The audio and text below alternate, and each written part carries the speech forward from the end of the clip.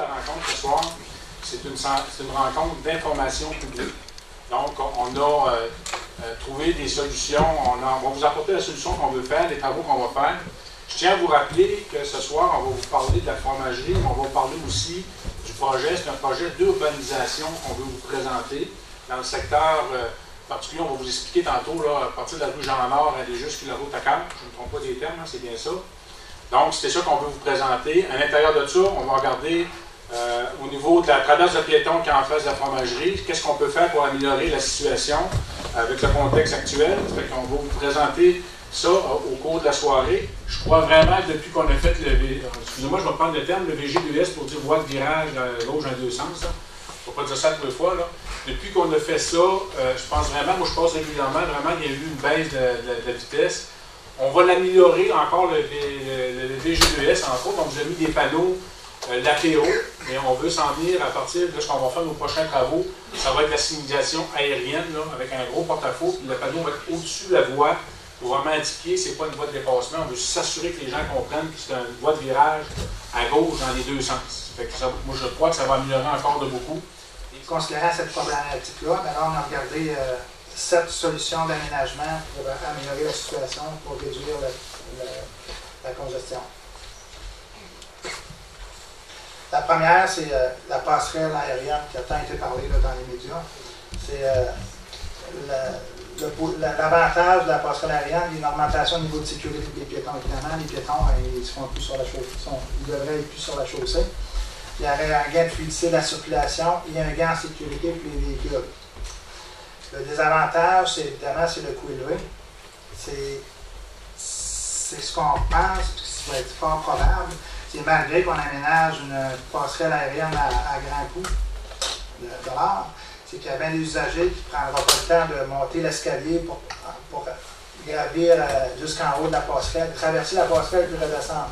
Il y en a beaucoup qui vont devoir passer directement sur le pavage sur l'asphalte. Ça ne réglera pas nécessairement le problème. Deuxième option qu'on a regardée, après la passerelle, c'est le passage souterrain. L'avantage, c'est une augmentation du niveau de sécurité pour les piétons. Évidemment, ils sont plus sur la chaussée. Il y a un gain de fluidité de la circulation. Il n'y a plus de traverse piétonnière, supposément. Et puis, gain en sécurité pour les véhicules. Côté désavantage, c'est qu'il y a un coût élevé. Ça devrait être comparable à la passerelle. Ça va sûrement arriver que ce n'est pas tous les usagers qui vont utiliser le tunnel, vont plutôt préférer passer directement sur l'asphalte, sur le pavage, pour traverser. Troisième option qu'on a regardé, c'est un îlot physique central avec passage piétonnier. C'est un îlot qui a à peu près 4 pouces de haut. Puis on ferait une discontinuité dans l'îlot pour permettre la traverse piétonnière. C'est un coût peu élevé par rapport aux deux solutions qu'on a regardées tout à l'heure. Puis il y a une augmentation du niveau de service pour les piétons. Il y a une augmentation au niveau de sécurité pour les véhicules. Et puis il y aurait une augmentation de la fluidité de la circulation dans le port présentement. Le désavantage, c'est qu'il n'y a aucune possibilité d'effectuer des virages à gauche. Donc, les véhicules qui sont en direction est, ils ne pourront pas se stationner sur le stationnement du restaurant du côté nord. Et puis c'est la même chose pour la direction ouest. Ils ne pourront pas se stationner vers la fromagerie, les Basques. Donc, si on va avoir accès au commerce sur le bord de la rue, il va falloir qu'ils traversent à pied. Cependant, tu as une augmentation du niveau de sécurité pour les véhicules et puis une augmentation de la fluidité de la circulation du dans les côtés négatifs, il y a un risque. Il y a un risque vraiment que les usagers qui sont en direction est, mais qui ont affaire au restaurant, qui fassent un U-turn au bout de l'îlot pour avoir accès au stationnement. Ça, c'est un danger possible. La quatrième solution qu'on a regardée, c'est une litière en béton avec passage piétonnier. Quand on parle de litière en béton, c'est dans le jargon des travaux routiers, c'est des New Jersey. C'est-à-dire ça, c'est à peu près 3 pieds de haut, c'est infranchissable. Puis on ferait une discontinuité dans l'îlot avec les New Jersey pour la traverse piétonnière. L'avantage est un coût peu élevé. Il y a une augmentation au niveau de sécurité pour les piétons, c'est qu'ils ont un îlot de protection au centre. Il y a une augmentation au niveau de sécurité pour les véhicules aussi. Et puis l'augmentation de la fluidité de la circulation.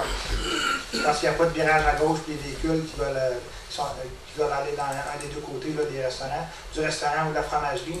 Ceux-là qui vont en direction est ne pourront pas aller dans le stationnement du restaurant au nord. Les désavantages, c'est qu'il n'y a aucune possibilité d'effectuer des virages à gauche dans le secteur, comme je disais. Il y a aussi encore le fameux risque là, des U-turns ou des freins des îlots pour aller dans le commerce qui est l'autre côté du chemin. L'option 5, c'est une assez expéditive, c'est qu'on mettrait des murets New Jersey toute la longueur sans discontinuité pour les piétons. L'avantage, ça serait un coût peu élevé. Il y aurait l'augmentation du niveau de sécurité pour les véhicules, c'est qu'il n'y a pas de virage à gauche là, pour aller de l'autre côté du chemin pour aller se stationner. Il y a une augmentation de la fluidité de la circulation, c'est qu'il n'y aura plus de piétons parce que c'est des murets infranchissables. Et puis, on pourrait, un avantage là, pour la fluidité, c'est qu'on pourrait modifier possiblement la vitesse à 70 km/h, considérant qu'il n'y aura plus de piétons sur la chaussée. Point négatif, c'est qu'aucune possibilité d'effectuer des virages à gauche dans le secteur. Le muret New Jersey va les bloquer. Cependant, il y a encore les risques là, aux extrémités des îlots physiques qu'il y ait des U-turns pour pouvoir accéder au commerce l'autre bord. Il n'y a donc aucune possibilité de traverser à pied l'îlot et c'est très peu esthétique. Sixième solution, ça fait l'urbanisation de la route 132, l'urbanisation avec des îlots latéraux et des bordures. L'avantage, c'est une meilleure définition des accès grâce aux bordures. On vous disait tout à l'heure que ça nuit à la congestion, c'est que les accès sont présentement mal définis. Et puis les usagers ne savent pas trop exactement où rentrer ou sortir. Et puis il y a des autos qui sortent un petit peu partout, puis un petit peu de travers. Ça fait que là, les autos qui sont sur la 132, bien là, ça ralentit leur vitesse et puis ça nuit à la congestion. Et ça permet une limitation des accès sur la chaussée, élimination des stationnements latéraux illégaux. On parlait tout à l'heure des visibilités qui étaient réduites à cause qu'il y avait des véhicules qui étaient stationnés sur les accotements. En urbanisant, ce qu'on va faire, on va s'organiser que les accotements, il y a à peu près 1,5 m. Donc, c'est assez comme piste cyclable, mais pour stationner un auto, ça ne passe pas. Donc, il n'y aura plus d'autos qui vont se stationner le long de la 132. Puis, on va avoir une augmentation au niveau de sécurité pour les véhicules. La chaussée va être mieux définie. Et puis, une amélioration des manœuvres des conducteurs qui vont travailler. La route, justement, on va leur parler avec les îlots et avec les bordures. Là, la route va être très bien définie, les entrées, les sorties, les commerces très bien définis aussi. Le côté négatif, il y a une faible impact sur la fluidité de la circulation par grand achalandage.